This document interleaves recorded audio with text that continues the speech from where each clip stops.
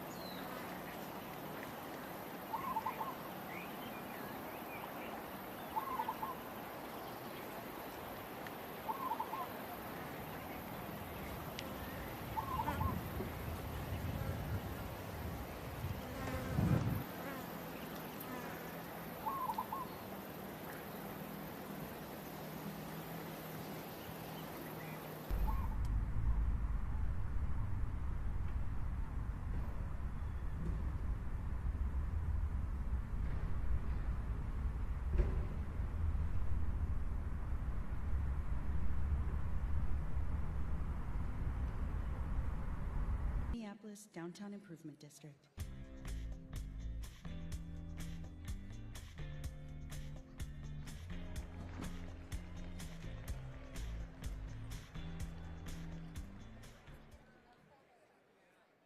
There we go. Got the prompter on. Good afternoon, everybody. Hello and welcome to the 69th Minneapolis Downtown Council and Downtown Improvement District Annual Meeting. Give it up for Yam House. What a great performance. It's so good to be back with you at the Armory. Today's annual meeting is presented by Brown & Brown, Entourage Events Group, Gardner Builders, Ryan Companies, Target, the Minnesota Star Tribune, U.S. Bank, and Xcel Energy. Thank you to our MDC Skyline partners, CenterPoint Energy, Cordia, HGA, and SPS Commerce. Give it up for our sponsors.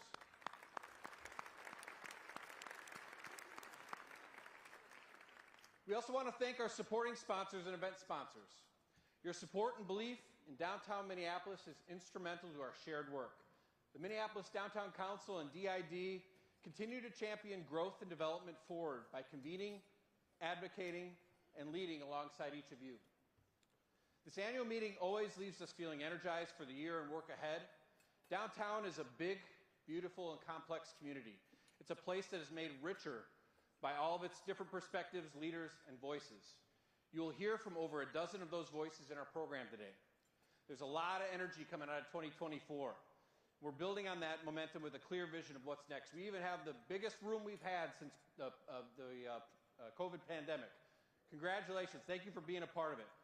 Downtown by Design, our 2035 plan, is a bold 10-year roadmap for the future of our downtown, and we're excited to share how this dynamic plan will shape the years ahead.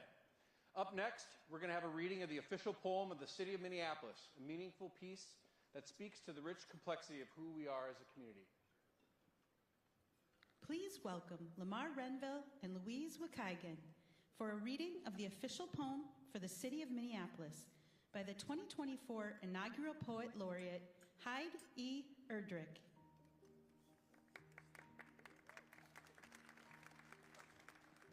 Poem for Minneapolis, Bide Ota Otue. Kaka Bakang. Baboon. Waniatu. Winter. This is a city dreaming in its original language.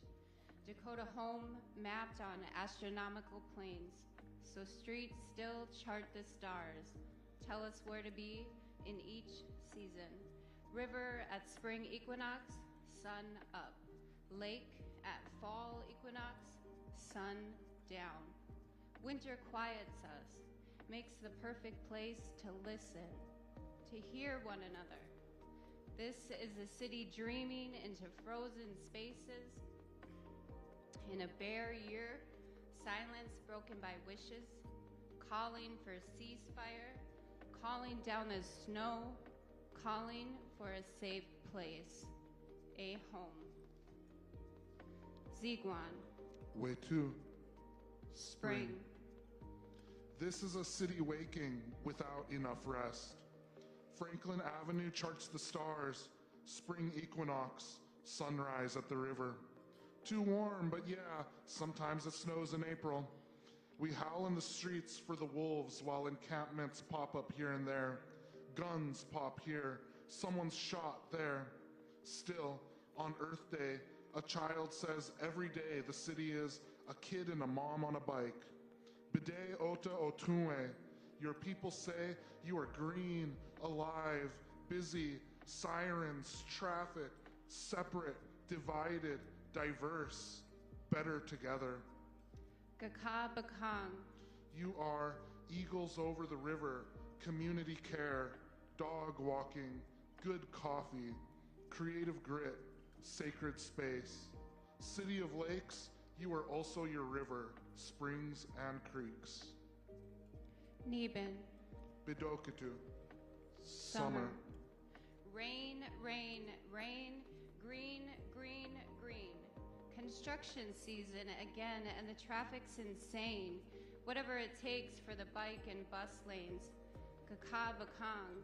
Your people want solutions, peace, safety, homes, houses, help, for unhoused relatives. Trees, trees, trees, bike lanes, theater, community, peace, peace, peace, peace, togetherness, peace, peace. Rain, rain, rain, green, green, green. The poet laureate trips on the Library of Congress steps, breaks her arm, her cast is green. Kids sign it with their ideas for poems to match. A luna moth, a tree, an inchworm, a horsetail fern, and the greenest possibilities. In the wildflower garden near Medicine Spring, we poets sang to the moon and listened to Minneapolis say what her people need. Truth, teens and elders united, the will to help, a middle class, garden ferns, fewer boundaries, art as healing, humility, mutual respect, fewer fences, deeper connection, peace. Dagwagan. Bitayetu. Fall. The Ave charts the stars. Fall equinox, sunsets at Cedar Lake. But at Four Sisters Market, in abundance, your people say, never forget Dakota homeland. Pride, Prince, change, the uprising, May Day parade, American Indian movement, the birthplace of AIM. In North Minnie, poets read old maps, Chachawakbada, Bassett Creek, Bideba-Koska, Minneapolis-St, Coldwater Spring. Atop Northeast tells us Ojibwe worked wild rice there long before Anoka. Near Owamini, we feel creeks and springs flow under streets to the base of Stone Arch without ever seeing daylight.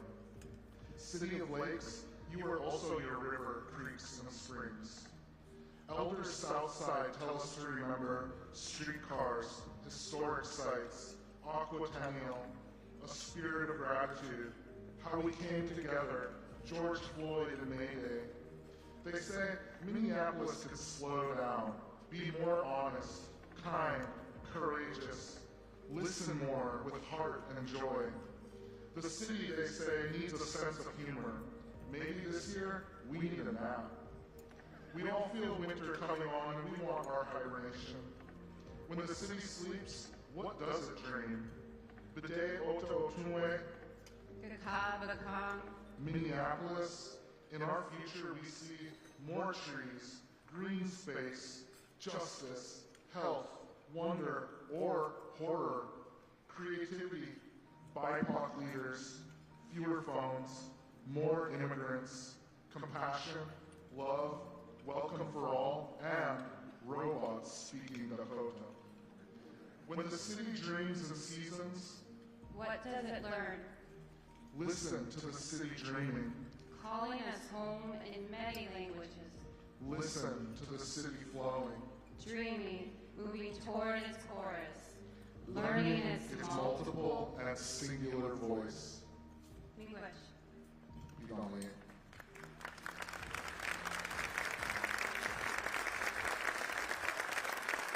To share our nomination report, please welcome Governance Committee Member Lika Tamasuka.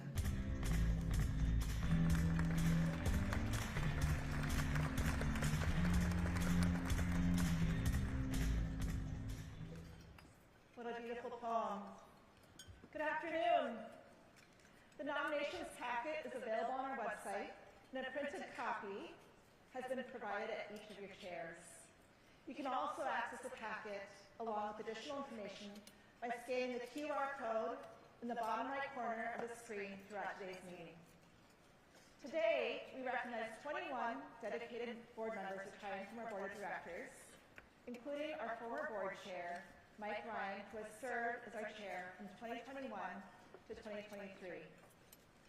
Also retiring this year is our most recent board chair, Karen Lucas. We are deeply grateful for Karen's leadership and service to our community. The nominations report has a fantastic group of candidates. The report is found in your packet. Unless there are nominations from the floor, acting for the Governance Committee, I move to approve the list for the specified terms on the Minneapolis Downtown Council's Board of Directors. All in favor of approving the candidates for the board, please say yes. All opposed, please say no. Motion carries. Thank you very much. Our entire board of directors is listed in our online digital meeting packet. On the screen, you'll see our 2025 Executive Committee. With Karin's retirement, we are thrilled to welcome John Marshall as our incoming board chair. John has been a dedicated advocate for downtown for over a decade, and we look forward to his leadership as he helps guide our board into the future. I'd also like to note the Minneapolis Downtown Council has welcomed 40 new members in the last year. The list is on the screen. We really appreciate your support.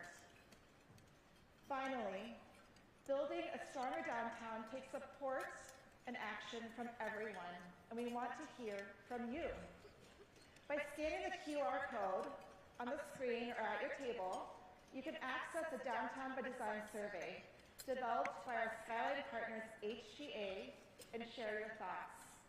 Your feedback is essential in creating a more vibrant and welcome downtown for all. Please welcome John Marshall, incoming board chair.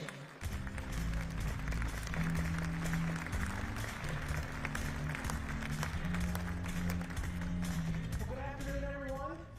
Hope you all are having a fantastic day. It's such a pleasure to be here and certainly to see all of you in this very, very packed room. Full house, we love it.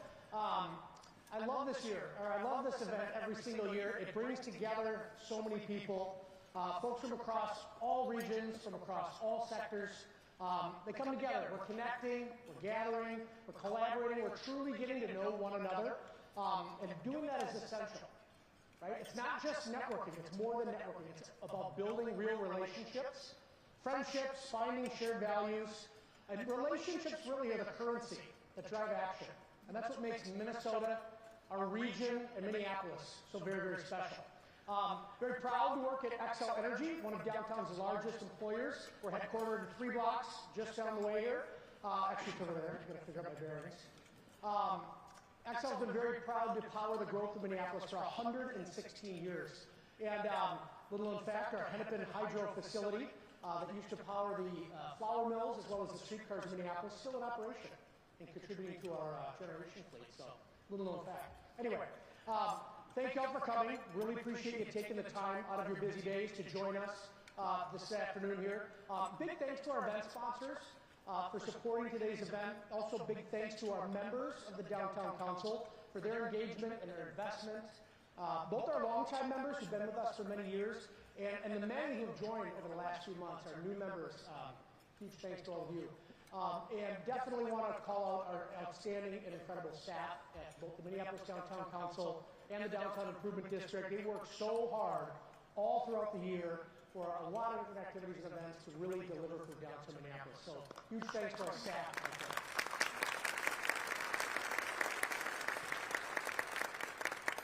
Very, very excited to take over as board chair. Humbled to take over this role following the legacy of many wonderful leaders. Extremely grateful to Ben Hahn from Polad Companies, who is stepping in as our vice chair as well for the next 2 years. Thank you, Ben, very much.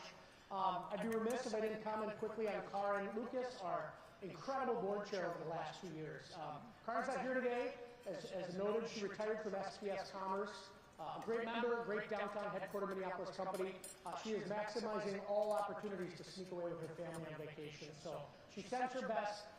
Even though Karin is retired from SPS, she is very much all in on Minneapolis, both as a downtown resident as well as a very strong, solid civic leader. We are extremely fortunate to be in great leadership hands and to have Adam Dunnick as our new president and CEO of the Minneapolis Downtown Council. Absolutely.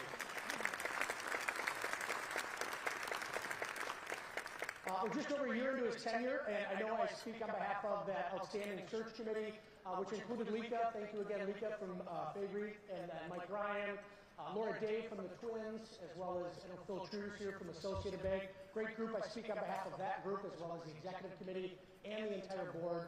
But I could just tell you that Adam is outstanding and the perfect individual to be leading this organization into the future. Adam is smart, he's enthusiastic, he's extremely authentic, and he is truly dedicated and unmatched in a tireless pursuit to connect people and to really figure out ways to advance Minneapolis. So I'm really excited for the future, and we are really on the brink of a true renaissance here in downtown Minneapolis.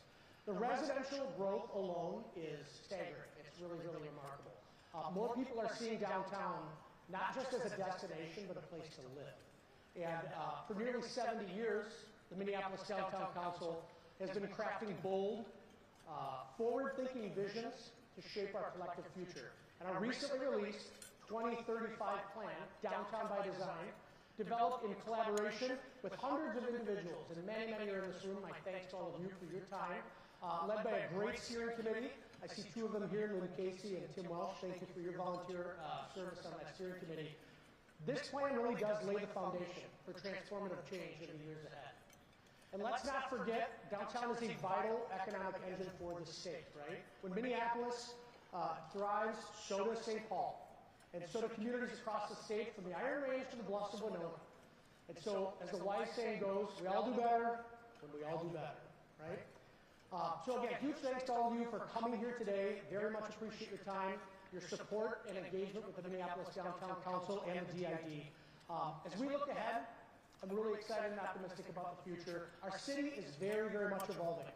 And with continued collaboration and investment from each of you, we're going to have the opportunity to build a vibrant, dynamic, and thriving downtown together. And that's why the 2035 plan, Downtown by Design, is so very important. The vision is not about small changes. It's very much about bold ideas, smart growth, and a place where people want to live, work, and thrive. So with your continued support and investment, we can create a downtown that is built for the future. Let's take a look at what's ahead. The Minneapolis Downtown Council's 2035 plan isn't just a plan. It's the building blocks. It's broad engagement of profound expertise for a bold North Star to guide us. It's 52 detailed projects under 4 strategic priorities for one call to action to design together a downtown for our brightest future, but happening right now. Downtown's vibrancy depends on a mixed-use mosaic of neighborhoods. So let's co-create the infrastructure, businesses, and individualized support each neighborhood needs to flourish their way. Facilitating inclusion, fostering smart retail, imagining a destination riverfront, and pedestrianizing Nicollet Mall. Our commitment to finding and funding what works in safety is not only unwavering, it's leading the nation.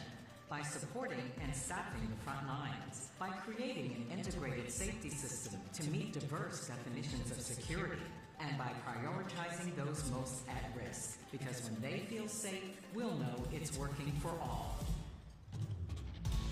Let's make downtown easier and more attractive than ever, where diverse ideas can become reality with insight and actual assistance. From elevating our skyways, to welcoming with hospitality, to an all aboard and getting around, and a tireless message that every entrepreneurial spirit belongs right here. Vibe means compelling more people with more reasons to be downtown more and more and more, and have a good time every time. Double down on arts, culture, sports, what gives us buzz no one else has. Be the land of 10,000 steps, each more rewarding than the next. Use it all to make our office locations the office locations. And bold at winter, we'll own that. NDC has been doing this work since 1955. Never before have we been this excited. While we honor yesterday's progress and acknowledge today's realities, we believe downtown Minneapolis' best days are ahead.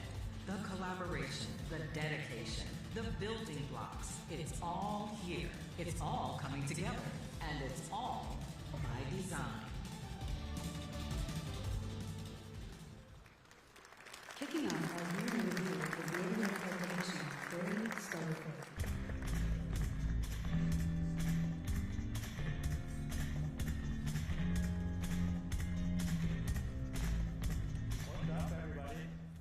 How we doing? Good. Fun to be here. I'm excited. I did ask for Kendrick Lamar for my walk-up music, but didn't work. For those scratching your head, that's Super Bowl guy. Let me start with gratitude. Look around the room. There's almost 1,000 people here today, so I just want to start with gratitude for all of you showing up. It's amazing. Anyway, so neighborhood cultivation is about more than just growth. It's about creating a downtown where people feel connected, where businesses thrive, and where we celebrate the unique character of all of our neighborhoods. In 2024, we saw incredible progress in shaping a more animated and dynamic downtown. Minneapolis last year had $1.8 billion worth of new construction permits. $1.8 billion. I think that's amazing. That is the 13th straight year that we've topped $1 billion in permits. Downtown's residential population has surpassed 60,000, which is a 3.7% increase year over year and a gain of more than 9,200 residents since 2020. And here are the top 15 employers in downtown. Hennepin Healthcare tops the list for a second year in a row. Overall, a little round of applause over there. We can do that. That's all right. Overall, the top 15 employers added a total of roughly 1,200 employees in 2024. On the screens, you'll see Class A, Class B, and Class C office space and their absorption rates. The econometric advisors from CBRE are also projecting that office vacancies will stabilize in this year and will start to grow in 2026, or decline, sorry, wrong way. Downtown consists of 35.7% of all available office spaces in the Twin Cities, and the flight to quality continues as businesses adjust in favor of amenity-rich spaces. On the screen, you'll see the migration totals into and out of downtown last year. The overall net migration was negative, however, there were 15 relocations within downtown and 20 renewal transactions, demonstrating the strong commitment that is existing in tenants that are making today in downtown. Speaking of renewal transactions, here are some of the largest leasing transactions in 2024. We also welcomed over 30 new businesses to the downtown last year. 2024 was a landmark year for construction and development in downtown, marked by the highly anticipated openings of Northwood Green, Forest Park, further shaping our city skylines. Several residential buildings also opened last year, including the O2 Luxury Tower, Ladder 260, and the Groove Lofts of the North Star Center. The trend of investing in downtown real estate through renovations continues, signaling strong confidence in the area's future. After years of planning upgrades, the North Star Center reopened with a new look. The renovations pay homage to the 1960s while introducing modern enhancements, including a revitalized food court, upgraded meeting spaces, and stylish lounges and more. Gardner, that's us, was proud to be the general contractor for this project, helping restore a downtown landmark for the future. LaSalle Plaza also saw major renovations featuring a transformed lobby, pickleball courts, and a range of modern upgrades. SPS Tower completed renovations to the 19th and 20th floors. Canopy by Hilton Minneapolis opened their Solis Spa on the rooftop of their hotel in the Middle District. The Crossings added a new amenity deck, and the Timberwolves unveiled a new backcourt club at the Target Center. The level of investment in downtown is looking to increase in 2025, as several new renovations are in the planning and development stages. This includes the design of the new Piper Sandler headquarters at Northwood Green and the landscaping redesign at 1225 LaSalle. Significant investments in the Loring Park neighborhood is also on the way. Loring Green East and West condominiums are planning for significant improvements to common green spaces, and planning continues to restore the Burger Fountain. A thriving retail sector and strong local businesses are central to cultivating a dynamic downtown neighborhoods. Hennepin County is committed to fostering an inclusive economy.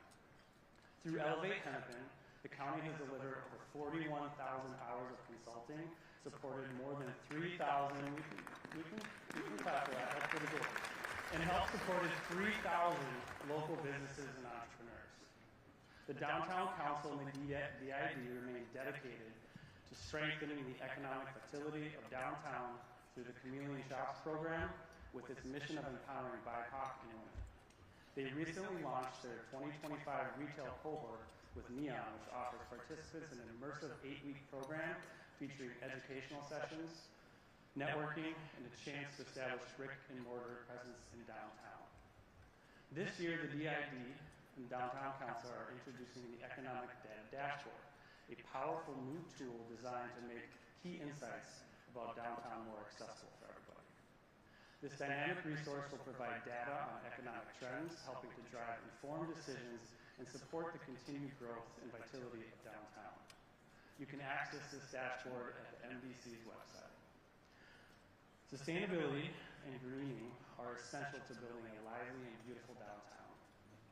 The Downtown Council and the DID sustainability teams dedicated to a green downtown. Last April, the team led the Elliott Park Tree Canopy Project and planted over 100 new trees, improving environmental and public health.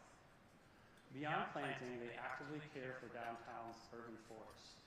They're irrigating and regularly watering over 800 trees downtown, contributing to a 91% survival rate for those that have been recently planted. Last year, they assessed the health and growth of nearly 2,000 street trees and identified maintenance needs.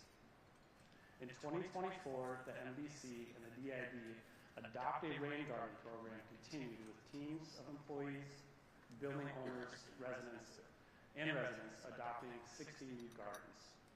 This initiative helps reduce pollution in our rivers while adding greenery to our urban landscape. As implementation of the 2035 plan begins, we are starting from a strong foundation in neighborhood cultivation. Let's look ahead to neighborhood cultivation, what that means for the future, and how these efforts will continue to shape our city. Thank you. Neighborhood cultivation is the first strategic priority in the Downtown Cal Design Plan, and it identifies 5 key initiatives. This work will be supported by an implementation committee of MDC members, DIT stakeholders, community and governance partners. The Neighborhood Cultivation Committee will be led by co-chairs Greg Cunningham and Shannon Smith-Jones. Please welcome Shannon Smith-Jones.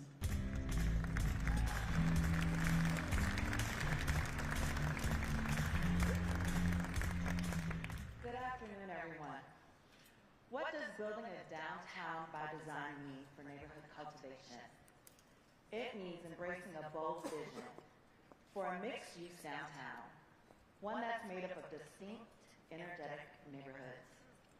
As we grow toward our goal of 100,000 residents downtown, we'll rise collectively, creating a more connected and dynamic community.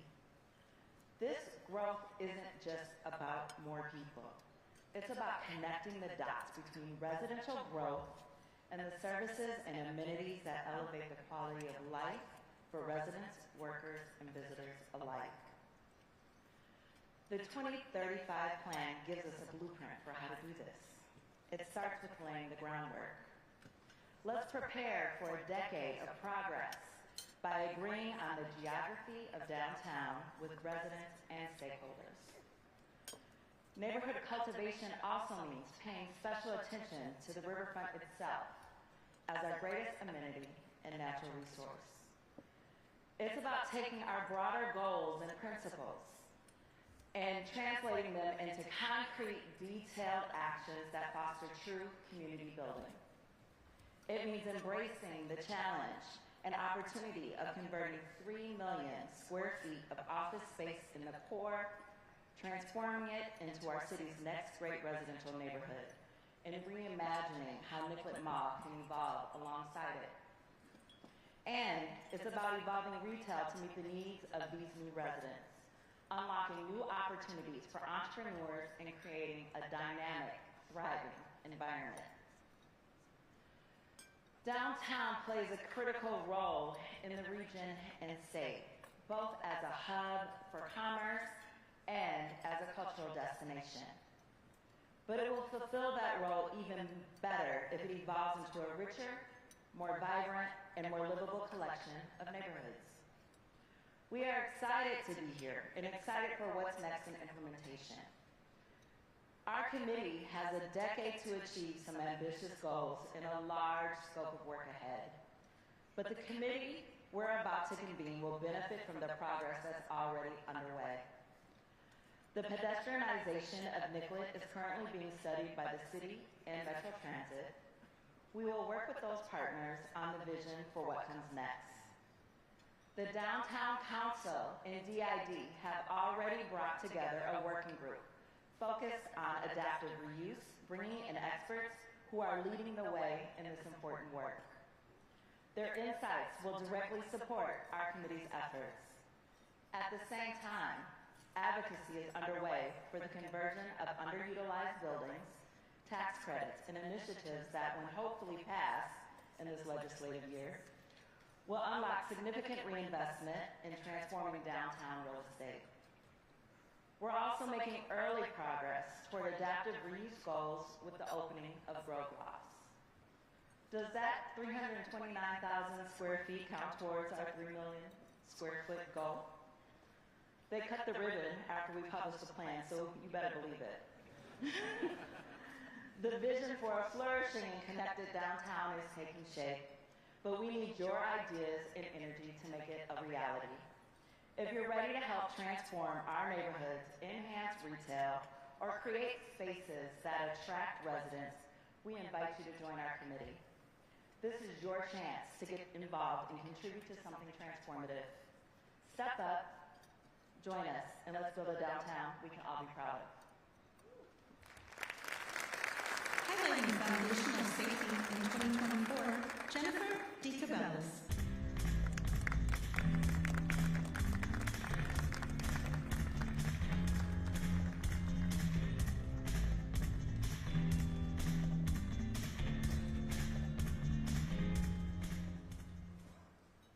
Hello, foundational safety.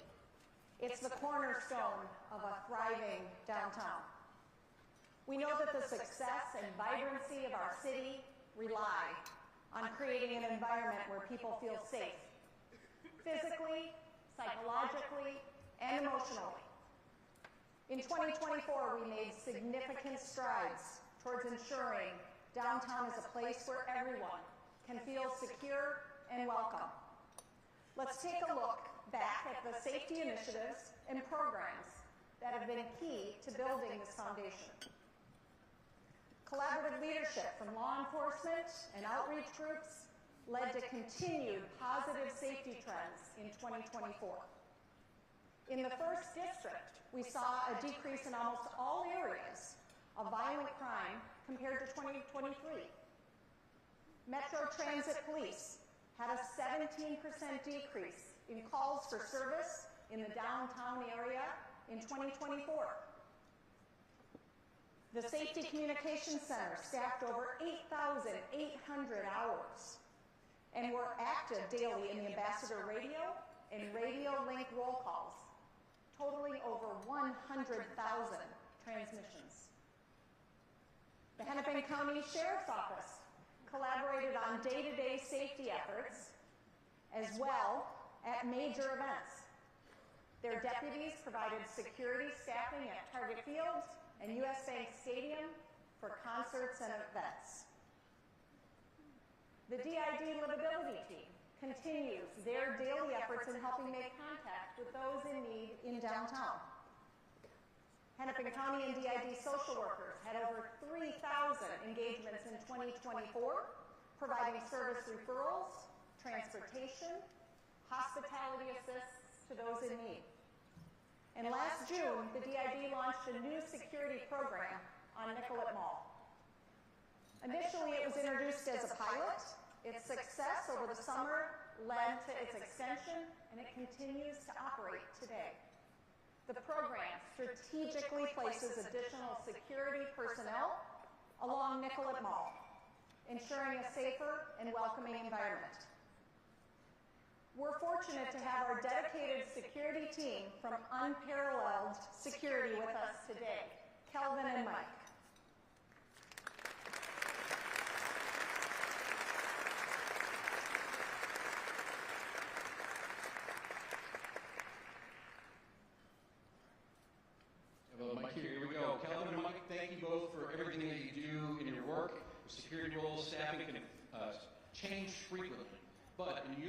two instances, you get to work together consistently as a team. I'm curious, what's the one thing you enjoy most about this program?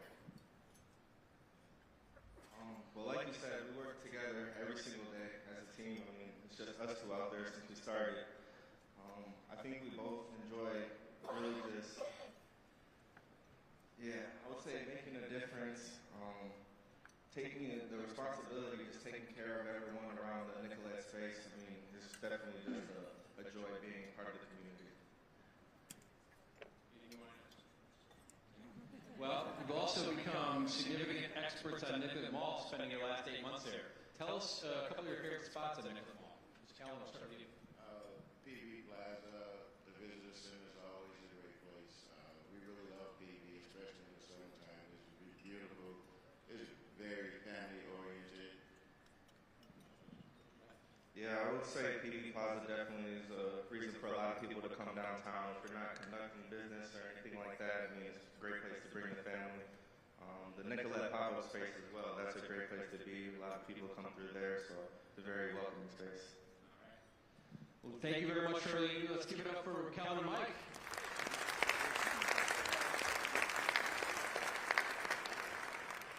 Thank you, Kelvin, Mike, and Adam. Always helpful to understand our presence downtown, what is happening, and we couldn't do it without you. The DID continue to partner with community outreach, organizations such as Mad Dads and 21 Days of Peace. These teams, who are trained in de-escalation, provide crucial support throughout downtown by engaging with community assisting businesses with safety concerns, intervening in disorderly situations, and conducting welfare safety checks. The DID's Downtown Community Storage Program in Ramp B continues to provide short-term storage for personal belongings to those in need. With approximately 500 active clients at any time, the program plays a vital role in supporting individuals as they transition. The primary reason for them retrieving their belongings is securing stable housing. Hennepin County opens doors to safe, stable, affordable, permanent housing by making significant investments in affordable housing and homelessness responses. In 2024, the Homeless to Housing team helped more than 700 people, including 117 families, transition from homelessness to housing. On average, 96% of those housed stay out of the homeless response system.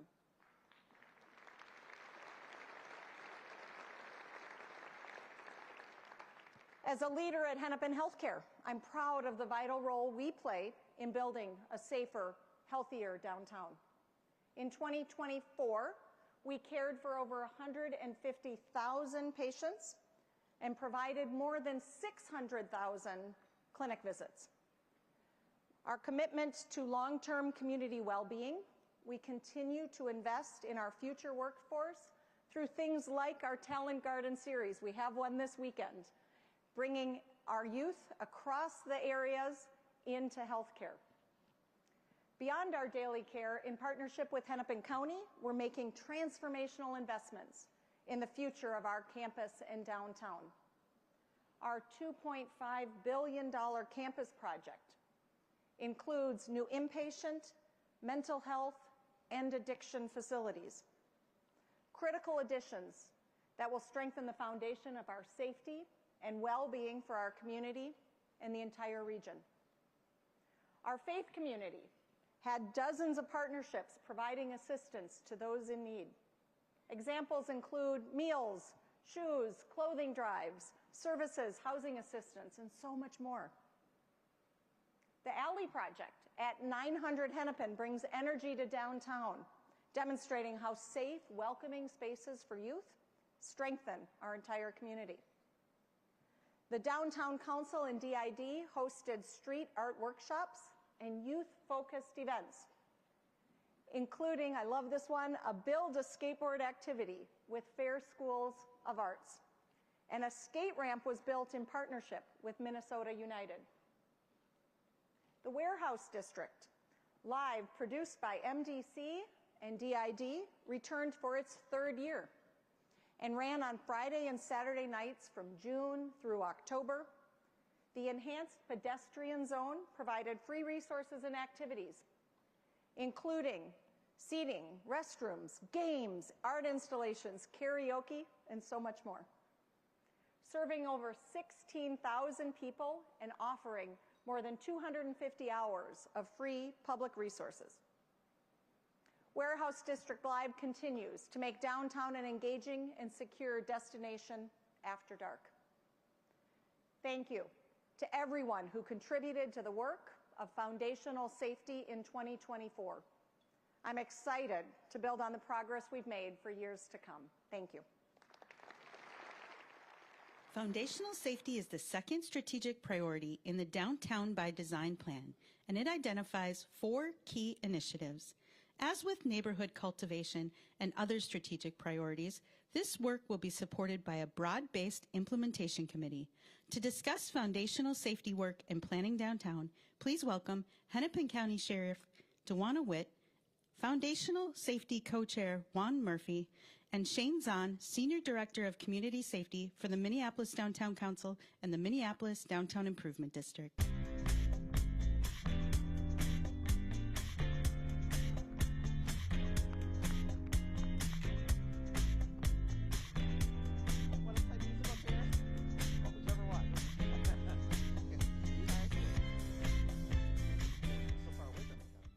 Musical chairs. Take a seat. You gotta have their fun in this stuff, right? Yes. All right, good afternoon. Great to see you all. Thanks for doing this. Sheriff, I'll start with you. You're a key leader in building foundational safety, both at the county and as a critical partner of ours downtown. And I'd like to understand what your take is, what's working now, and what are some things that we can build on going forward? Well, one of the things that's working now is, you know, when you think about all the bad things that have happened over the last 4 years or so, it has forced us to work better together. Collaboration is key. And we got to keep building on that. But it's forging those relationships which were needed for quite some time now. And then also putting law enforcement in that position where we are being proactive, not just responding to when things happen, but also building those relationships before they happen, because you have to have trust no matter what. Yeah, absolutely, great point. Shane, we just saw a lot of information about how great the great work happening in foundational safety downtown that's led to some good outcomes. In your work, what have you've had a front row seat to some of all this. What do you think has been successful? How can we build on some of that success? Like Sheriff Witt said, I think our strongest asset for downtown is our public and private partnerships. You see a lot of the great work that's being done collaboratively, and it's a holistic approach with multifaceted layers. From outreach to security services to all your private security teams, and the role the community plays into public safety. So I think the future is bright with a lot of our 2035 plans and the work committees that we'll do with foundational safety. But public and private partnerships, we're going to need to be at the table to have a successful future. Yeah, absolutely. Huang, you just accepted a leadership opportunity about foundational safety. Excited about that? What made you say yes, and what do you see in the foundational safety area that's so compelling that you want to jump in and work on? Yeah, I mean, one, I was just really excited just to be invited. But really what I'm really excited to get to work on is that, you know, until our most vulnerable communities are safe, none of us are. And, you know, I don't think everyone knows that, you know, the state's largest family homeless shelter is just 2 blocks that way. It's a great place for our families to be, and it's a great place that I want to continue for them and for all of us. So I'm excited to be part of that. That's great. Sheriff, what kinds of support do you need from our organization and the business community generally in doing the work that you're doing? Just advocacy, I shouldn't say just because there's a lot actually to that, but advocacy for the Sheriff's Office, you know, recognizing that we have not had as big of a footprint as we've had recently in the city of Minneapolis, downtown. But again, that advocacy to ensure that people see that we are there, we are helping in ways to be preventative, being good partners. The Twins games, the Vikings games, but bringing the Sheriff's Office into those roles. Again, a bigger footprint than we've had in the past, but where we need help is that advocacy, letting people know that, yes, you see us there, you appreciate us there, you want us there, would be great. I mean, it is quite expensive to do all this work, but that is it's what's needed, right? We are responding to the needs and the wants of the people in our community, as we should. Absolutely. Shane, same question for you. How can we help? How can the people in this room help support your efforts? I think be a motivator. You know, I want to first thank all the emergency responders, police, fire, EMS, the behavioral crisis response team, and a lot of times forgotten our 911 dispatchers and call takers. If you see them out there, just simply say thank you for your service. We have a lot of younger cops out there, even older ones. You know, thank them for what they do. Yeah, no, I'm talking about me. And then also, I think, you know, we have a big mission in front of us, the 2035 plan. Read the plan, go online. If you want to get involved, talk to Adam, myself, our team. If you're not talking to us, we're probably going to be knocking on your door. So look for the call to action. And then any other ways you want to volunteer or just be a part of the downtown community really helps the vibrancy and safety of our community too. And Huang, same question for you. How can people in the room support your efforts? I mean, when we reach out, please just answer the call. You know, the best way that we can be safe is to build community, to reweave the social fabric, and downtown's already done so much of that. I would love for this to continue to be a national model to show how we can make sure that the homeless families feel safe and that families coming downtown to just have a good time feel that same sense of safety as well. Absolutely. Last question for each of you now. Shane, I'll start with you. What are you most excited about for this moment when it comes to foundational safety? I think the new precinct is really exciting. Our Safety Communications Center is going to a 2.0 that helps dispatch our outreach, our security services, and collaborates with law enforcement and community partners. I'm really excited about the work ahead of us. We've done a lot of things to celebrate from last year, but there's a lot of work ahead of us, and we're going to need really community support, business support, public-private partnerships. So let's work together to get the job done. Thank you. Sheriff, same question for you. What are you excited about? I'm excited about what we've already learned, right? We know that law enforcement specifically has been asked to do so many things that are out the scope of what we should be doing. So when we're talking about the term law enforcement, which is just one action, we are truly building on public safety. We are not just there to enforce the laws. We are there to be a part of the community. And I'm so excited again because the collaboration is just, it's outstanding amongst our local, state, and federal partners.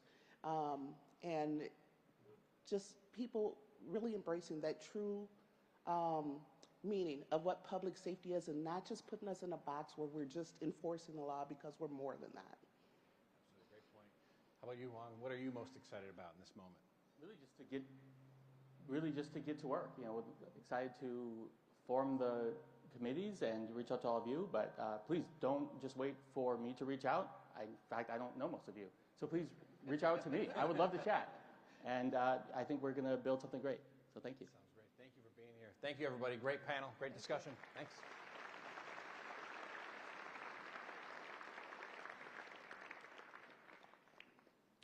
We've already explored so much this afternoon, from neighborhood cultivation to foundational safety, and there's still more to come. Right now, I'm going to take a moment to bring a little bit more incredible energy in this room. As somebody who tried to make my own amateur living off of being a musician at a younger age, it might surprise some of you. I played Bob Dylan before Timothy Chalamet made it cool. I'm going to turn it over here to our great band. Thanks again to Yam House.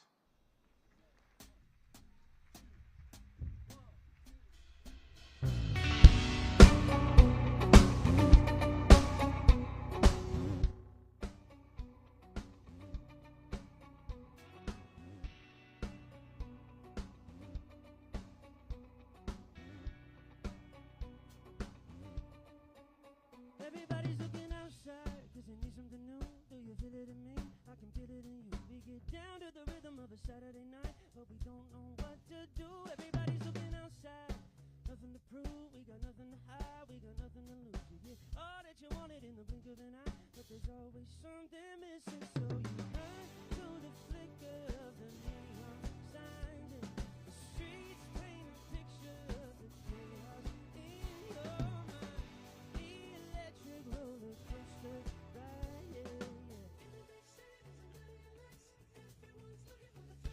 Wanna feel something different, feel something different, alright.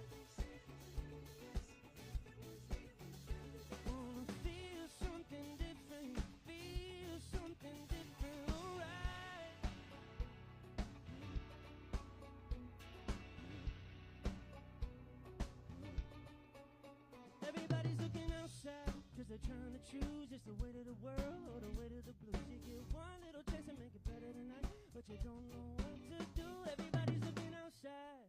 Stay on the move, it'll eat you alive while you're paying your dues. You get one conversation, open your eyes, you can hear it if you listen, but you run to the flicker of the neon sign. The streets paint a picture of the chaos in your mind. Electric roller coaster ride.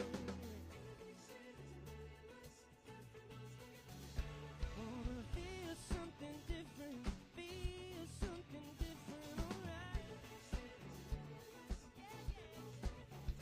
Wanna feel something different, feel something different, alright. Everybody's looking outside. Everybody's looking outside, outside, outside.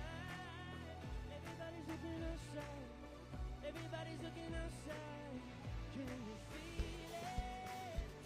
Oh, can you feel it? Running through your body now. Do you feel it? Feel it? Feel it?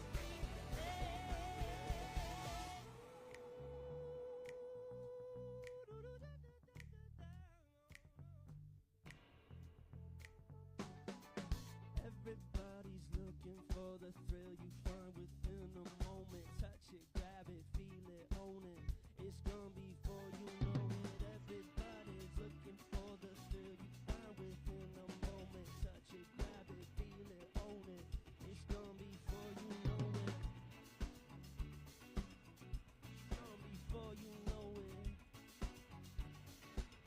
It's gonna be for you.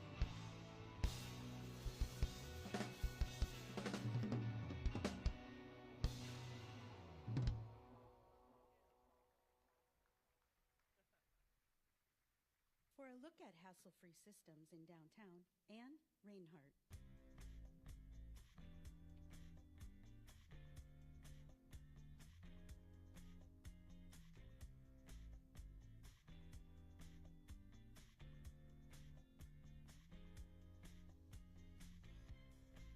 Good afternoon, everyone.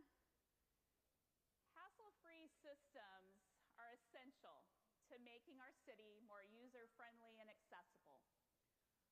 When our operational systems run smoothly, it allows downtown to function much more efficiently and assures that residents, workers, and visitors can easily navigate, enjoy everything the city has to offer.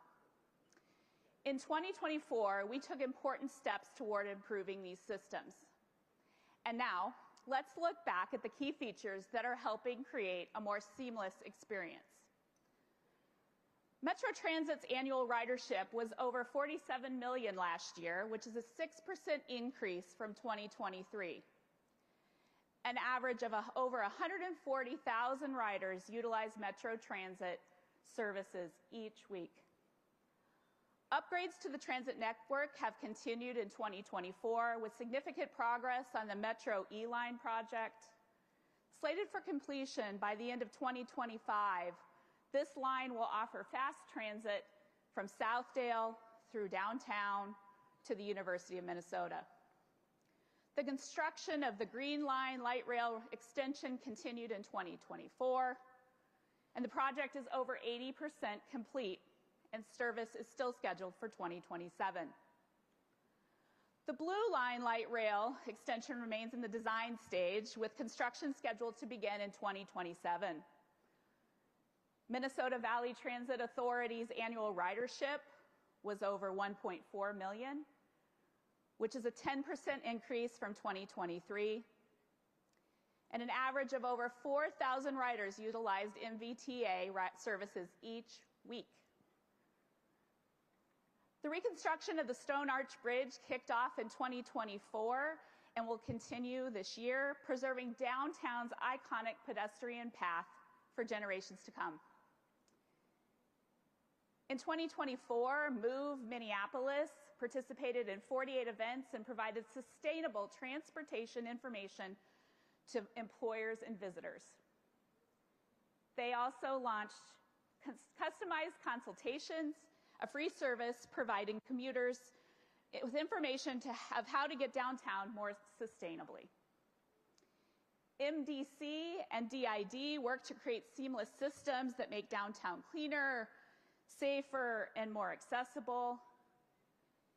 And in 2024, they launched the Ike kiosks, interactive self-service digital stations designed to improve wayfinding and foster community engagement. A total of 12 of these kiosks were installed in downtown last year, with 8 more planned for 2025. The DID's Nicollet community space continued to be a hub of community connection and engagement, and that space welcomed over 10,000 visitors and provides resources such as public restrooms and weekly programs. The DID and its ambassadors continue their work daily, helping to make downtown cleaner, greener, safer for all of us. Here are a few statistics highlighting their work. And every year, the DID recognizes an ambassador for their exceptional work. This year, Block by Block chose Dave Hallenberger as Ambassador of the Year. Congratulations, Dave. Hey, Dave. Thank you to everyone who contributed to making downtown more accessible in 2024 through the development of hassle-free systems. Those improvements play a key role in making downtown an easier place for everyone to navigate. And I'm excited to continue building on this progress in the years ahead. Thank you. Hassle-free systems is the third strategic priority in the Downtown by Design plan, and it identifies 4 key initiatives. To share a look forward, please welcome Minneapolis Downtown Council and Minneapolis Downtown Improvement District Senior Director of Economic Development, Lisa Middag.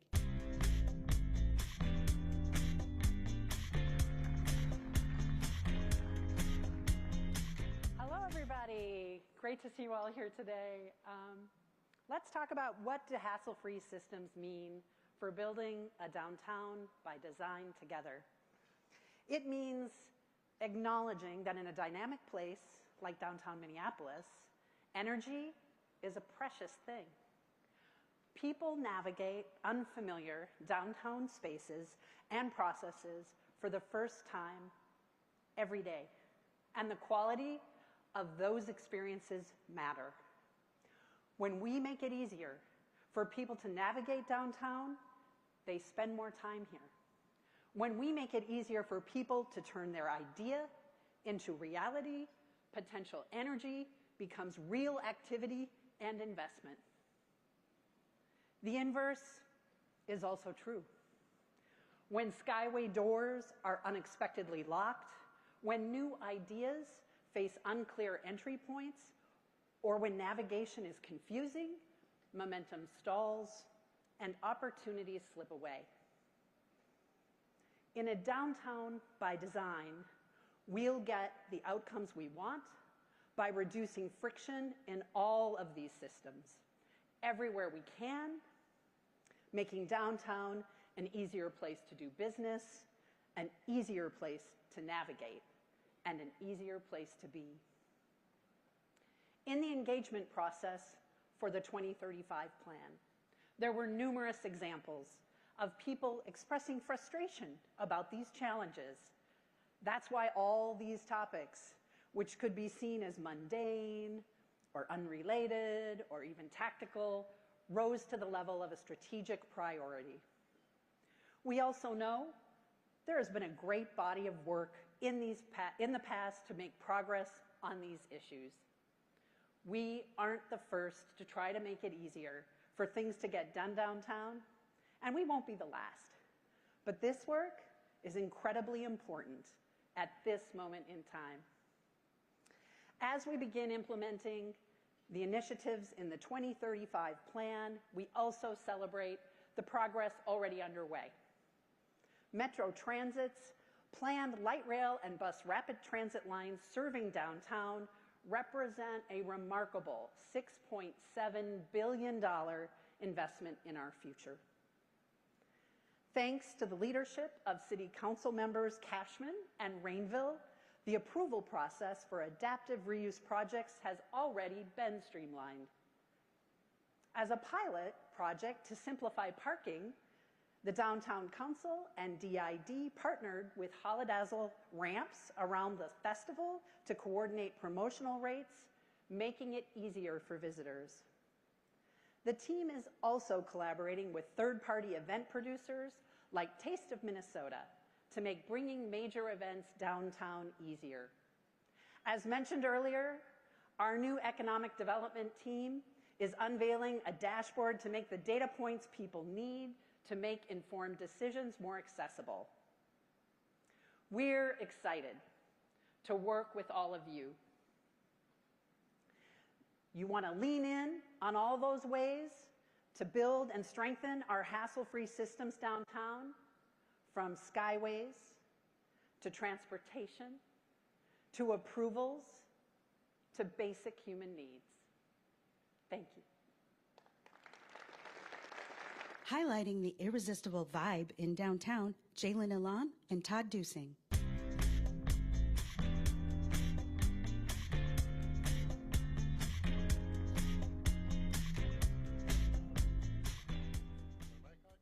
Hello.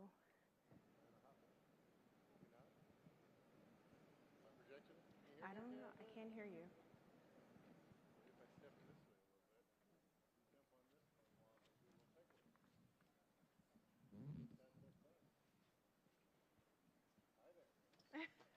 Well, and I can also yell really, really loud, or not. Good afternoon. So we're at the part of the afternoon where you should have had some coffee, devour your dessert, and your sugar level and caffeine level is up, because we're going to talk about some irresistibly cool stuff in downtown and need your audience participation and response. All right, y'all ready for this? Let's do this. Here we go. And the cameras, you don't have to focus on us. Focus on tables. Let's do some peer pressure if you want to on the camera, folks. All right, an irresistible vibe is what truly sets our downtown apart. It's what gives our city its unique character and energy. It's this vibrant atmosphere that draws people in and keeps them coming back, offering more reasons to live, work, and play here. In 2024, we saw the energy flourish in exciting ways, creating an experience that was truly unforgettable. 2024 has proven that downtown Minneapolis is the heart of art and entertainment in Minnesota. We welcomed over 9.7 million event attendees, surpassing last year's totals. Let's have keep that clapping going. We got nothing but good news here. And the electric energy of our events helped drive a record-breaking year in hotel room sales. Nearly 200 events. Yeah, clap it up, clap it up. That Hennepin healthcare table is the wild table, by the way, if anybody would know. They're the loud, rowdy ones. All right, so nearly 200 events at the convention center played a key role in driving hotel room sales, attracting, get this, over 700 guests. Sports play a major role in downtown's vibrancy, drawing fans from across the country and region, fueling our economy. Last summer, the Minnesota Lynx made history with a franchise best 30-10 season. There you go. They claimed their first Commissioner's Cup title in June, then advanced to a record-setting 7th WNBA Finals, more than any team in league history.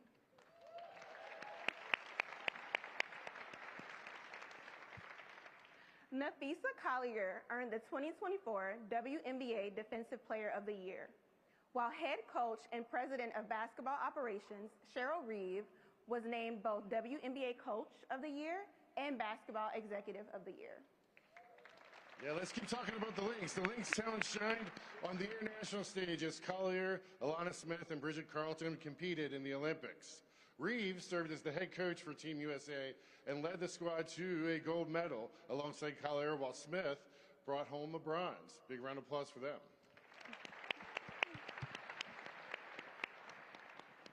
The Minnesota Vikings finished 14-3 in their 2024-2025 season, one win away from tying the franchise record for wins in a single season.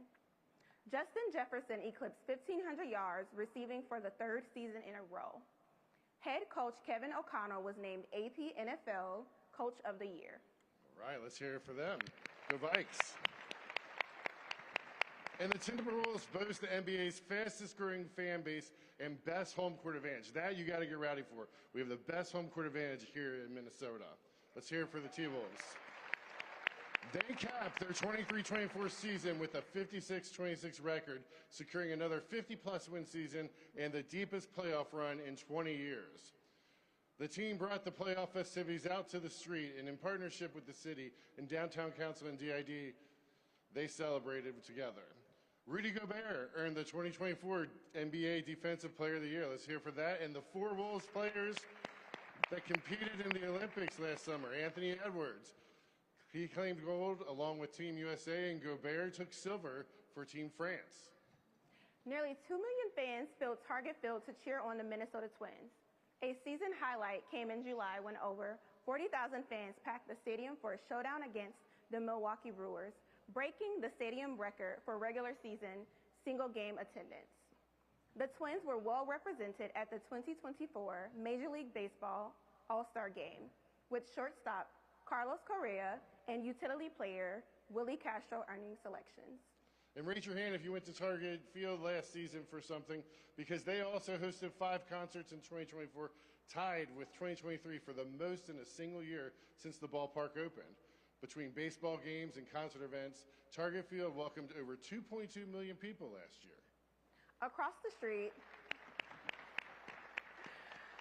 just across the street, Target Center hosted over 600,000 attendees across 36 events, including Stevie Wonder, Sabrina Carpenter, and Blink-182. And the concert season at US Bank Stadium became the largest concert year for the venue since opening.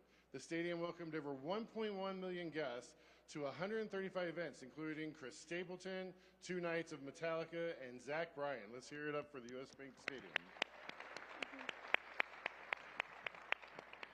Just right here at the Armory were 140 events, and the Armory sold over 450,000 tickets. Events included Vampire Weekend, Billy Strings, Leon Bridges, and the return of the live pro wrestling after a 60-year hiatus. It's a big thing. That's a huge thing. And also, our friends over at the Fillmore hosted 100,000 patrons across 120 shows. First Avenue, that's you, First Avenue. I cheated. First Avenue, 7th Street Entry, and the Fine Line hosted over 700 shows and welcomed over 290,000 patrons. And the Dakota hosted 480 shows and welcomed 89,000 guests, a 10% increase over 2023. Let's hear it for all those venues.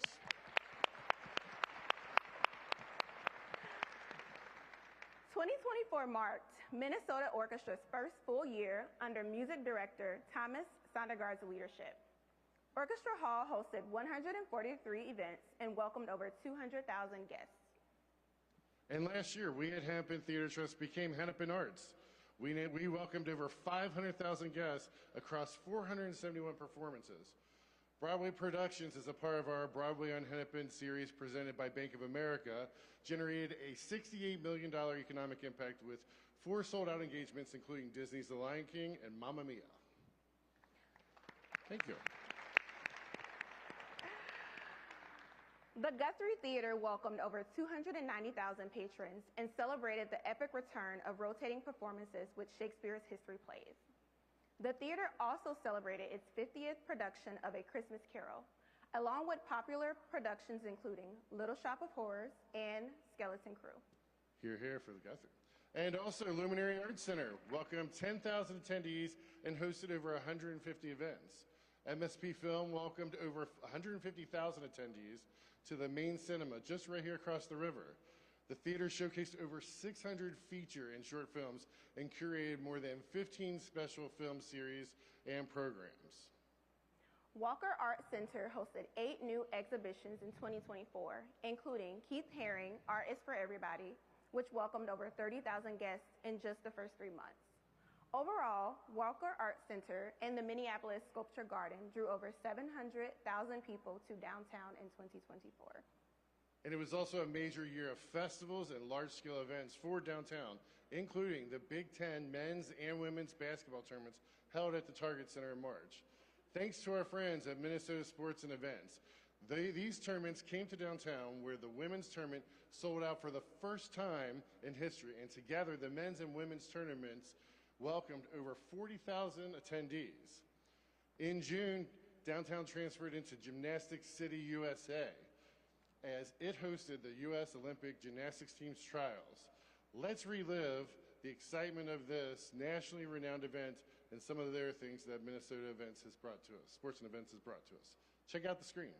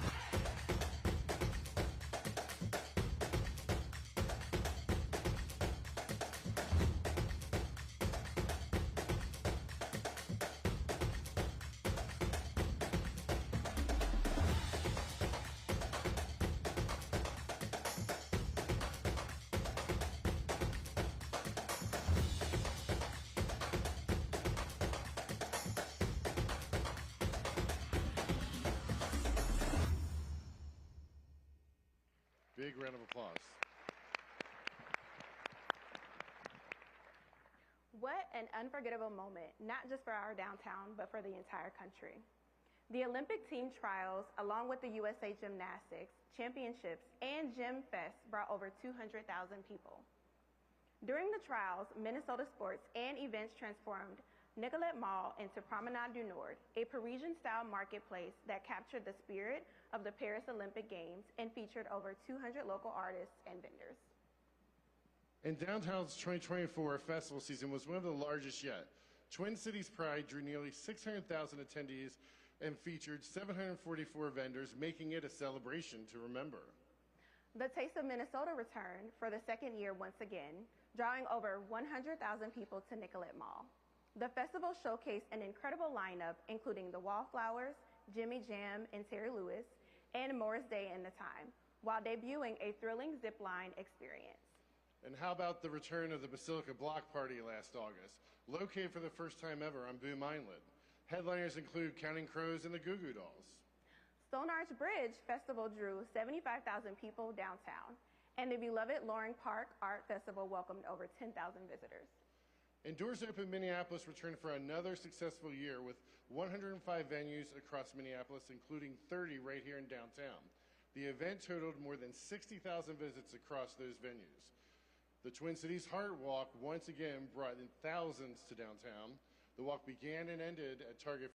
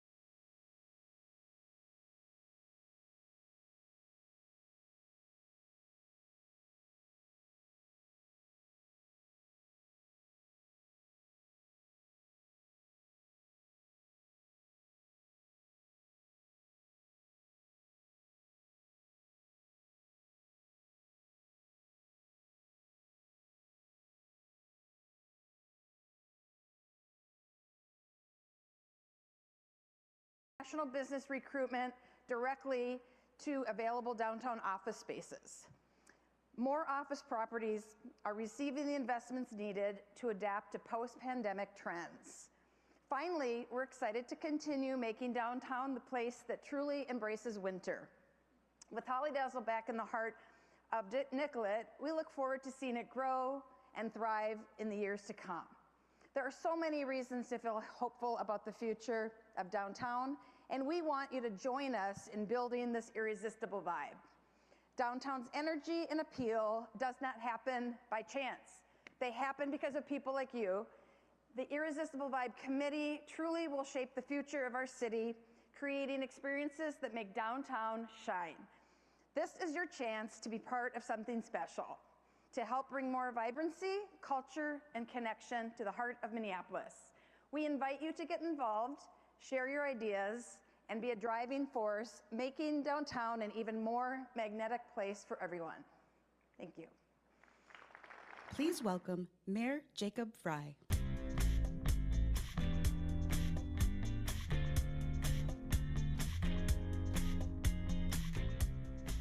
Well, all right, how is everybody doing this afternoon? Are we feeling good? Are we feeling inspired?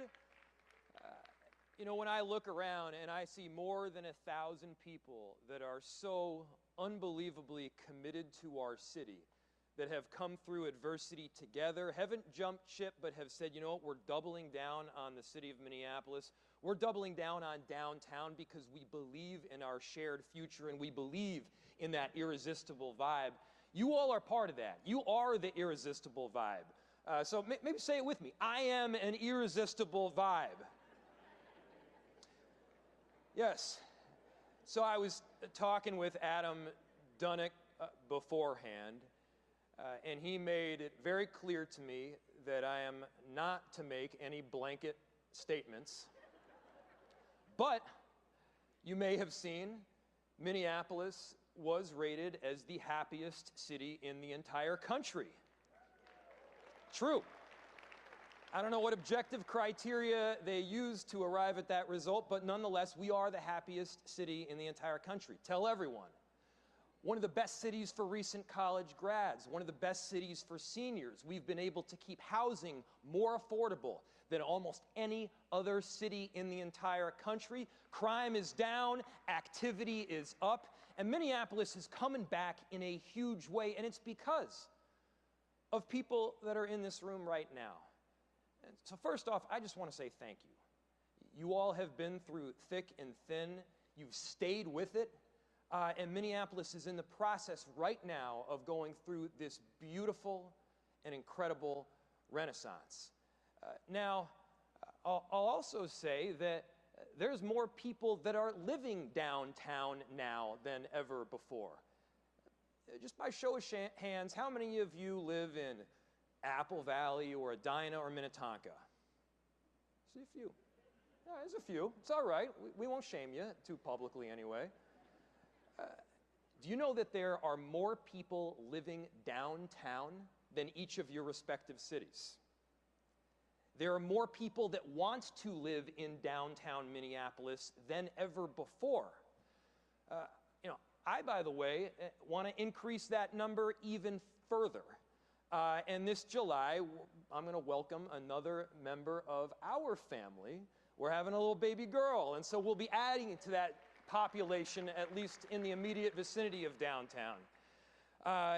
And so in doing so, you know, I also wanted to make sure that I was brushing up on my dad jokes. Who wants to hear some hilarious jokes? I promise I won't go there again.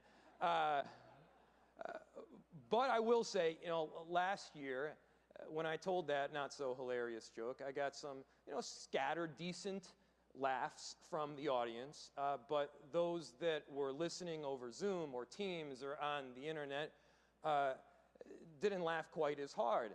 And so I, of course, have come to the conclusion that I'm not remotely funny. Come on, work with me here, guys. Work with me a little bit. All right. But there are some amazing things that are taking place right now, and as ambassadors to downtown, as ambassadors to this city, I expect you to go out and repeat them. For years, we've heard from people that want to see the city reflected in our police force. They wanted to see more diverse hires and applicants, more people that actually live in our city and or are exceedingly committed to it. Guess what? It's happening. We have seen a 133% increase in applicants to our police department. People want to get in on the ground level, they want to be part of the change, and they want to provide that very important service of protecting and serving our community in a deeply compassionate way. The numbers in Minneapolis Police Department are going substantially up right now. We're going to see a banner year in 2025. And I'll tell you, we're going to continue to see crime go down. This is good news for the city. This is good news for the downtown. It took a whole lot of work. Can we give these incredible first responders a huge round of applause because they deserve it?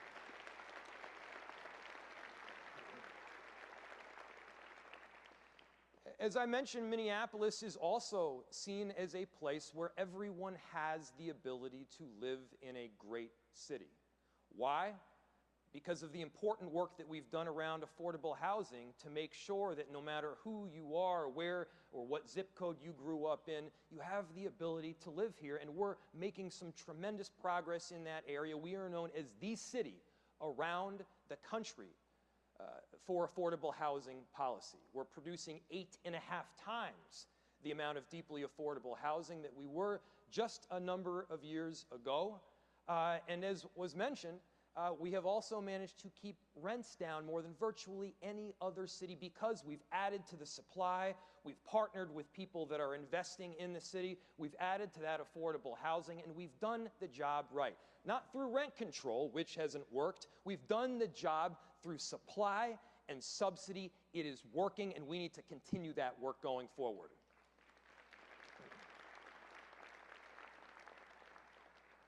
Downtown, we have a ton of plans that are presently underway, and I'm not going to have time to talk to you about all of them, but I just want to touch on a couple. We have the ability to make the main street of Minnesota in Nicollet truly spectacular. But it's not just good enough to get the buses off, we got to get the people and the activity onto it. And so work with me here. Just imagine if you had a half-mile long ice rink right down Nicollet. You all have seen those parties where everybody dresses up in white and they have a random pop-up party somewhere in a park. What if we had a mile-long table where everybody in true Minnesota fashion wasn't necessarily wearing white, but they were wearing plaid? What if everybody's eating hot dish all the way down Nicollet Mall? What if that was a regular occurrence where all people are coming together from 1,000 different backgrounds and mentalities just to share a meal? And especially right now, when there's so much chaos and hatred in the world, where people feel more divided than ever, wouldn't it make sense to have that great get-together right on our main street of Minnesota? Couldn't Minneapolis, couldn't downtown Minneapolis be the place where we all made it happen and we set an example for the rest of the country to follow? Minneapolis, we are that shining city. We are coming back in fine form. And I want to thank you all so much because it is because of you. Thank you, Downtown Council. Thank you, businesses. Thank you, every single constituent out there. You have helped make this happen. Thank you so much.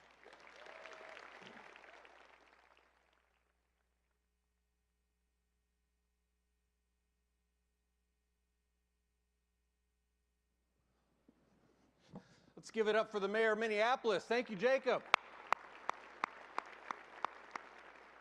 Thanks for your remarks. Thanks for your friendship. It's a beautiful day in downtown Minneapolis, and it's been one heck of a year. We have so much to be proud of in 2024, as our program and our partners have highlighted. We have challenges to meet, but the momentum of downtown is palpable and measurable. I'm fond of saying that city building is a team sport. It takes all of us. Each of you here today, your employers, your colleagues, your friends, and your networks, the city is made up of its people, its leaders, its institutions, and its assets. And the Minneapolis Downtown Council and Downtown Improvement District is proud to be one of those institutions. But we don't do anything alone. We do everything in partnership. And I'm grateful for so many partners today. I'm going to rattle a few of them off as quick as I can because I know people have to go and have a busy afternoon in front of us. But we have partners that are highlighted by our board, our members, our executive committee, and welcome to those new excellent board members. What a great group.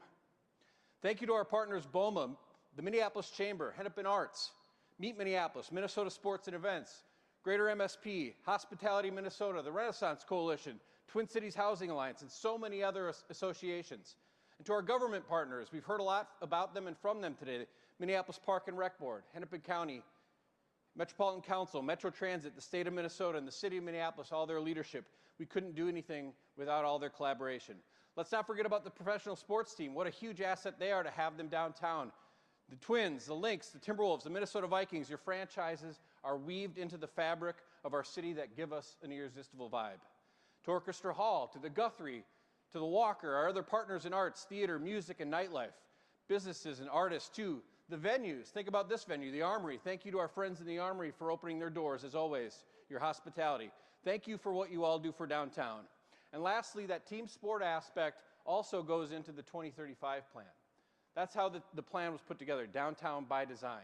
From the steering committee to the workstream leaders and participants, the downtown leaders, our consultant team at Pinnacle, our friends at Target, US Bank, the Twins, Mayor Fry himself who served on the steering committee, friends and neighbors, Weber Shandwick, Padilla, HGA, and so many other partners. Over 200 volunteers and over 700 hours of work. Design thinking was embraced from the very beginning of the process. Now, a lot of folks are working on downtown Minneapolis, and we're grateful to put our 70 years of experience and expertise into how we can focus on reimagining the next chapter of downtown Minneapolis. That downtown that we've heard about is all here. The irresistible vibe, building and maintaining hassle-free systems, neighborhood safety and cultivation, foundational safety now. The mayor asked to imagine Nicollet Mall, asked to imagine a few other places around the city, and I'll land at Nicollet Mall, but start with First Avenue. What an iconic street. The venue on one end, First Avenue, walking past Target, and a mix of artists and art studios, retailers, creative firms, and potentially a street fueled by nightlife, and a formal social district that becomes the vibrant and safe place to be every weekend. Now move over to Hennepin Avenue, and Hennepin Arts is reimagining that street and how that street breathes so much life into our city. The theaters, the restaurants are booming. People are everywhere. Skyways and alleyways are a part of the active scene, a destination for Broadway enthusiasts with lights and signage and artistic murals and street performers, and an art scene that's second to none around the country and around the world. Imagine Nicollet Mall. The mayor's called it a pedestrian paradise. Can we build that? We know we can. A green space that's both an amenity for the future of office, but also a destination that becomes the focal point of us being the bold north. That can be the Minnesota Mile from Loring Park directly to the river. Imagine the post office site redeveloped, open to the river, a centerpiece for what redevelopment and accessing the Mississippi can be. That's what the 2035 plan has outlined. That vision can create a neighborhood cultivation where surrounding areas feed into the CBD, the Central Business District, but we're going to drop that phrase and start calling it the CED, my friends from Gensler, Central Experience District, where residents, retail, and mixed use meets the office capacity to drive our economic growth. We're leading with these transformative projects. I'm excited about the future of Hennepin Healthcare, the post office, Nicollet Mall, and maybe even an NBA, WNBA arena, right? And we're leading on tough issues like skyways, retail, economic development, residential growth, pedestrian amenities. We're not shying away from the tough conversations, the tough work we have to do to move our city forward. The collaboration and dedication and building blocks are all here. It's all coming together, and it's all by design. We built this vision as a team, and now we need to implement it as a team. So I'm asking you, how can you get engaged in the 2035 implementation work? We'll be ambitious, and we'll also be accountable. I hope that you or someone at your table, everybody here, scan the QR code to learn more about these areas of work. This 2035 plan can become a reality, but we need you. We need each and every one of you in this room. We'll keep city building. We'll do it together, and we'll do it by design. Thank you. Have a great day. Thank you for joining us at the 69th annual meeting Before you go, feel free to take a plant centerpiece,